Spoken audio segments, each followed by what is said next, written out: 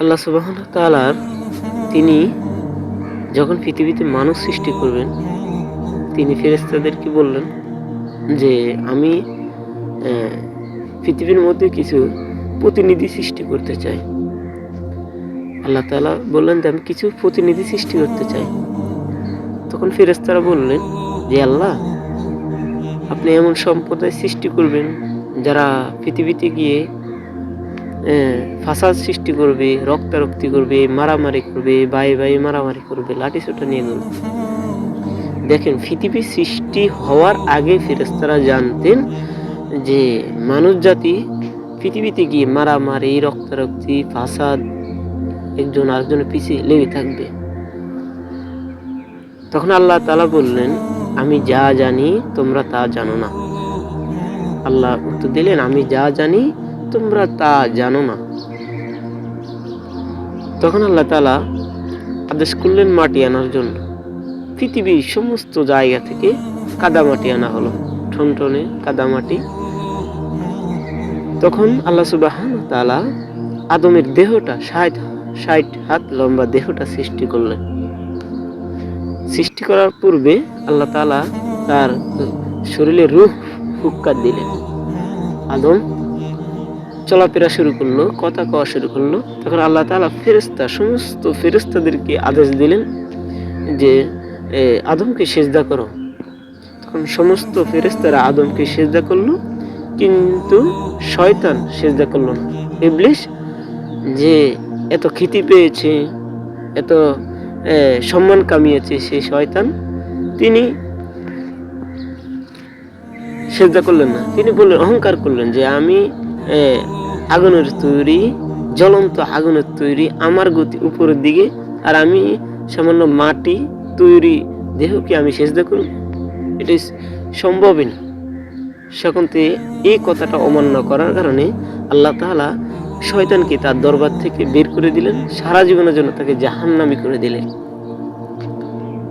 তখন থেকে শয়তান প্রতিজ্ঞা করলো যে আমি তো জাহান্নামী হয়েছি। আল্লাহর কাছে কয়টা জিনিস চাইলেন, আল্লাহ দিলেন যে হে আল্লাহ, আপনি জাহান্নাম কিছু জাহান্নাম বেশি তৈরি করুন, আমি আপনার প্রত্যেকটা বান্দাকে জাহান্নামে ঢুকাবো। আল্লাহ চ্যালেঞ্জ ওপেন করলেন, ঠিক আছে, ওকে, তুমি আমার বান্দাকে মসমসা দিবে, আর আমার বান্দা একবার চোখের পানি ছেড়ে আমি আল্লাহর কাছে তওবা করবে, আমি আল্লাহ তাআলা তার সারা জীবনের গুনাহগুলো মাফ করে দিব। আল্লাহু আকবার। এজন্য আল্লাহর কাছে দুই সংখ্যাটা সবচেয়ে মারাত্মক, পছন্দনীয়। দুই সংখ্যাটা কি? 2 ফোঁটা চোখের পানি। রাতের মধ্যখানে যদি 2 ফোঁটা চোখের পানি আপনার গুনাহগুলো আল্লাহর কাছে তুলে ধরেন, ক্ষমা চান যে আমি এটা করব না, অবশ্যই আল্লাহ সুবহানাহু ওয়া তাআলা আপনার সমস্ত গুনাহ মাফ করে দিবেন। তখন শয়তান পরাজিত হবে, শয়তান কাঁদা শুরু করবে। একজন যুবক যখন আল্লাহর ইবাদত করা শুরু করে, যুবক, শয়তানের সবচেয়ে মিশন হচ্ছে যুবকদেরকে নষ্ট করা। কারণ আল্লাহ তাআলা যৌবন বয়সের ইবাদতটাকে সবচেয়ে গুরুত্ব দিয়েছে। আর এই জন্য শয়তানের মেইন টার্গেট হচ্ছে যুবকদেরকে কিভাবে খারাপ কাজে নেওয়া যায়। দেখবেন বেশিরভাগই যুবকরা খারাপ কাজে লিপ্ত হয়, কারণ শয়তান তাদের পিছিয়ে লেগে থাকে। কারণ তাদেরকে দিয়ে যদি সমাজ নষ্ট করতে পারে, তাদেরকে দিয়ে যদি নারীদের সাথে ঘৃণা করতে পারে, তাদের সঙ্গে যদি মা বাবার সঙ্গে খারাপ ব্যবহার করাতে পারে, তার ভিতরে মসমসা ঢুকিয়ে দিতে পারে, সংসার ভাঙতে পারে, তাহলে তারা সবচেয়ে খুশি বেশি থাকে যে যুবকদের ইবাদত আল্লাহর কাছে সবচেয়ে দামি ইবাদত। কারণ পৃথিবীতে যুবকরাই পারলে সবকিছু পাল্টে দিতে পারে, যুবকদেরকে দিয়ে সবকিছু করা সম্ভব। এই জন্যে যুবকদের ইবাদত আল্লাহর কাছে প্রিয় এবং দামি। এই জন্য যুবকদেরকে বেশি শয়তান আকৃষ্ট করে, তাদেরকে বেশি লালসা বৃদ্ধি, বিভিন্ন লালসা দেখিয়ে তাদেরকে গুনাতে লিপ্ত করে। তো আদমকে সৃষ্টি করার পরে আল্লাহ তাআলা জান্নাতে রাখলেন। তখন আল্লাহ তাআলা চিন্তা করলেন যে পুরুষ মানুষ একা একা, আদমের তো একজন অবশ্যই স্ত্রী দরকার, একা একা তার ভালো লাগে না। তখন আল্লাহ তাআলা আদমের পাজর হাড় থেকে বাম পাশের হাত থেকে মা হাওয়াকে সৃষ্টি করলেন। মা হাওয়াকে সৃষ্টি করলেন, জান্নাতে রাখলেন, বললেন এমন একটি বিশিষ্ট গাছ, ওই গাছে তোমরা কাছে যেও না, ওই গন্ধম ফল তোমরা মুখেও দিও না, জান্নাতে থাকো, খাও, নাজ নিয়ামত উপভোগ করো, কিন্তু ওই গন্ধম ফলের কাছে যেও না, খায়ও না। তখন শয়তান অনেক পরিকল্পনা বাস্তবায়ন করে আদম এবং মা হাওয়াকে এমনভাবে প্রজ্বলিত করেছেন যে একবার খেলে কিছু হবে না, খাও, একবার খেলে কিছু হবে না, এভাবে অনুরোধ করতে করতে করতে করতে এক সময় করেও নাই, লোকটা যেন এতবার করছে, তাহলে খায়। তখন আদম মা হাওয়া গন্ধম ফল খেয়ে ফেললেন, গাছের কিনারে গেলেন, সঙ্গে সঙ্গে জান্নাতি পোশাকগুলো খুলে গেল। আল্লাহ তাআলা তাদেরকে দুনিয়াতে দুইজনকে পৃথিবীর দুই জায়গায় রেখেছেন। আমরা মনে করি যে আদম আলাইহিস সালামকে শ্রীলঙ্কা এডম পাহাড় নামিয়েছেন, আদম পাহাড়। আল্লাহ ভালো জানেন, এটা এখানে বৌদ্ধরা তারা স্বীকৃতি তাদের দেবতা নামছে, হিন্দুরা বলে তাদের দেবতা নামছে। তো আমাদের বিশ্বাস মুসলিম যে আদম আলাইহিস সালামকে শ্রীলঙ্কা এডম পাহাড়ে নামিয়েছেন, আর মা হাওয়াকে নামিয়েছেন সৌদি আরব মক্কা নগরীতে, পবিত্র জায়গায়। ওই যে আদম আলাইহিস সালাম একটা গুনাহ করছেন, একটা ভুল করছেন, সেই ভুলটা কি? সেটা হচ্ছে আল্লাহ তাআলা অবাধ্য হয়েছেন, যে গন্ধম ফলের কাছে যেন সে গন্ধম ফল খেয়ে ফেলছেন। এই জন্য আদম আলাইহিস সালাম 350 বছর আল্লাহ সুবহানাহু ওয়া তাআলার কাছে কান্না করছেন, তওবা করছেন। 350 বছর, 350 বছর পরে গিয়ে মা হাওয়ার সাথে আবার তাদের দেখা হলো, মিলিত হলো, আবার তারা সংসার শুরু করলেন। তাহলে একটা গুনার কারণে 350 বছর আদম আলাইহিস সালাম কান্না করছেন, চোখের পানি ছাড়ছেন। ওলামায়ে কেরাম বলেন, হাদিসে আসছেন যে আদম আলাইহিস সালামের কাঁদতে কাঁদতে দুই চোখের কিনারায় ঘাও হয়ে গেছেন, ঘাও, এত পরিমাণ কান্না করছেন।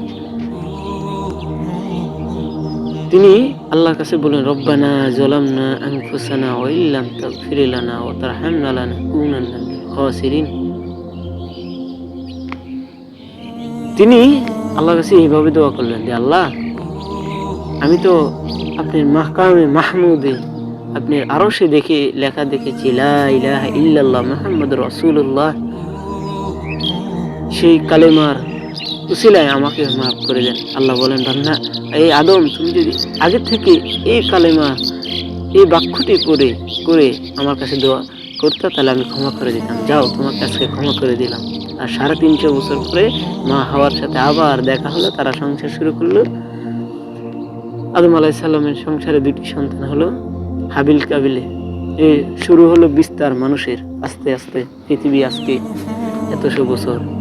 আদম নবী পর থেকে নবী আসা শুরু করলেন, আস্তে আস্তে আস্তে আস্তে আমাদের নবী মুহাম্মদ সাল্লাল্লাহু আলাইহি সাল্লাম পর্যন্ত পৌঁছালেন। আজকে পৃথিবীতে এত মানুষ। তো আমাদের চিন্তা করতে হবে যে আদম আলাইহিস সালাম যদি একটা গুনার কারণে 350 বছর কান্না করেন, কান্না করতে করতে চোখের গাও হয়ে যায়, আমার আপনার কি অবস্থা হবে? দৈনিক দিন আমরা কতটুকু ভালো কাজ করি, কতটুকু খারাপ কাজ করি, আমাদের জীবন চলার পথে আমরা কত গুনাহ করি, চোখকে আমরা হেফাজত করতে পারি না।